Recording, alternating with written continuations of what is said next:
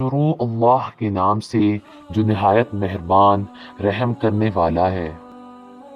حضرت ابو بکر صدیق رضی اللہ تعالی عنہ نے فرمایا، کسی کو دکھ دینے والا کبھی خوش نہیں رہ سکتا۔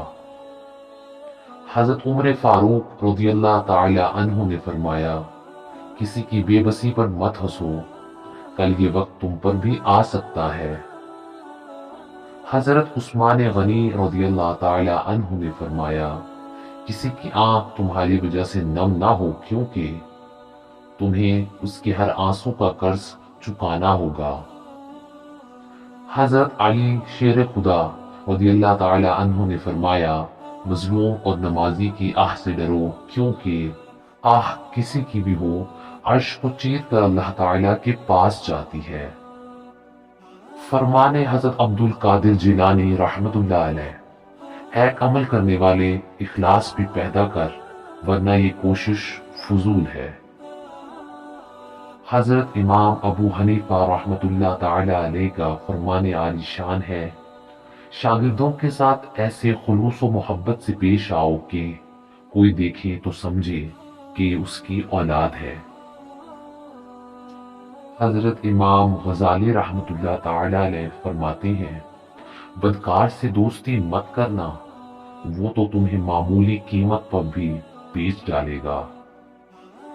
فرمان حضرت حکیم اقلیدس رحمت اللہ علیہ ہے، نرم الفاظ پر کچھ خرچ نہیں ہوتا، لیکن ان کی قیمت بہت زیادہ ہوتی ہے۔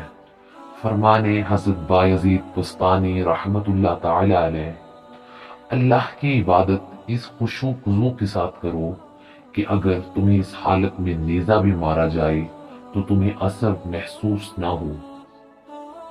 امام شافعی رحمت اللہ علیہ فرماتے ہیں، اگر تم لوگوں سے دولت میں آگے نہیں بڑھ سکتے تو حسن اخلاق سے لوگوں سے بڑھ جاؤ۔ حضرت حکیم لقمان رحمت اللہ علیہ فرماتے ہیں، مصیبت کا نازل ہونا ہلاکت کے لیے نہیں بلکہ امتحان کے لیے ہوتا ہے۔ کسی نے ابن سینا رحمت اللہ علیہ سے پوچھا کہ دن کیسے گزر رہے ہیں آپ کے؟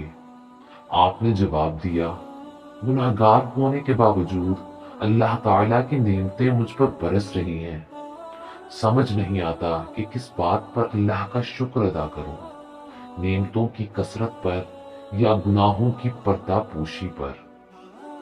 مولانا جلال الدین رومی رحمت اللہ تعالی علیہ کا فرمان عبرت نشان ہے، انسان وہی ہے جو اپنے خالق کو پہچانے۔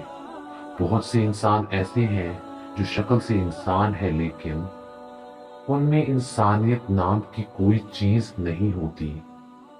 حضرت ابو بن ادہم رحمت اللہ علیہ کا ارشاد گرامی ہے، تمہاری ہر دعا قبول ہو جائے گی اگر تم اپنے پیٹ میں لقمہ حلال کے سوا کچھ نہ ڈالو۔